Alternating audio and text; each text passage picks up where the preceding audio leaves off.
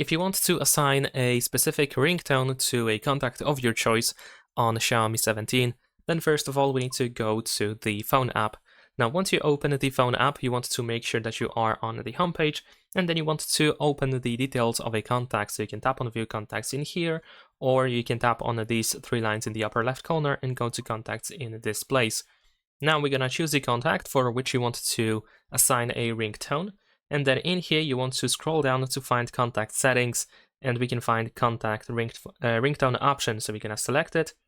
Now, from all of these options, you probably want to choose the themes app, since we also use it in order to change the ringtone on our phone in general. So I'm gonna choose theme. Now, once you have the ringtone category selected, you should be able to go, for example, to pre-installed ringtones. And then in here, we have the list of our ringtones, and you can, of course, choose whichever sound you want to use, assign to that ringtone. Once you find the sound, you want to tap on apply on the right side and then press OK.